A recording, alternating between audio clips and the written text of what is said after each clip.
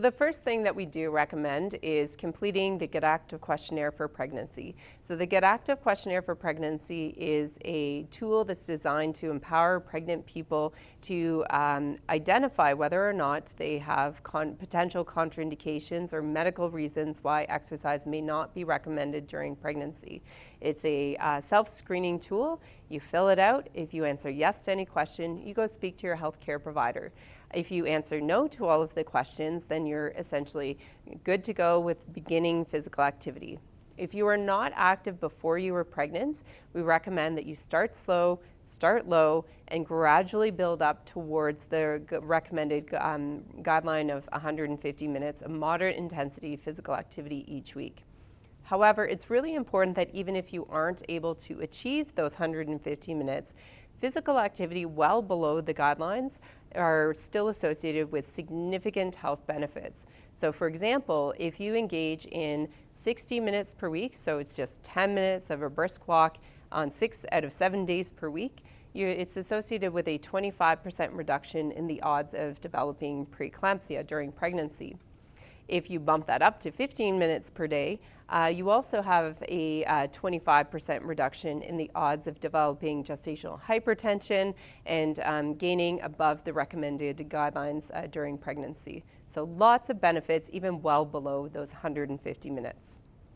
Moderate intensity is basically where you're having an increase in your breathing rate, an increase in your heart rate. You might start to sweat just a little bit, but not very much. This would be the equivalent of going out for a brisk walk on a nice day.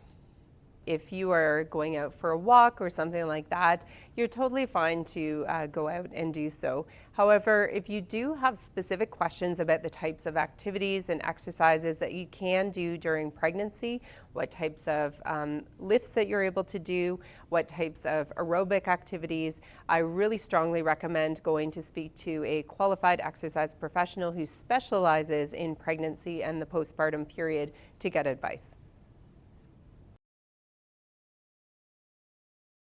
A contraindication is a medical reason why you would not engage in moderate to vigorous physical activity during pregnancy.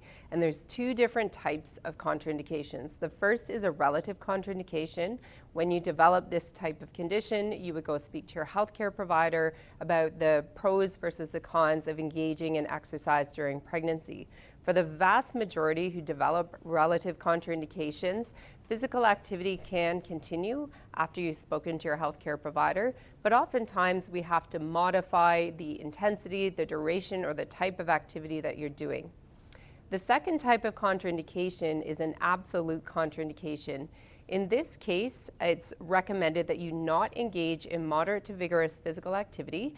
So going for a brisk walk, going for a jog, that type of activity is not recommended because there is a stronger potential for adverse effects for either yourself or to your baby. However, it's really important to understand that you can continue your activities of daily living. You can still get up, get dressed, make coffee when you have an absolute contraindication. This is because there's extensive evidence which has demonstrated that restricting all activity, also known as being bed rested or activity restricted, is not healthful for either yourself or your baby.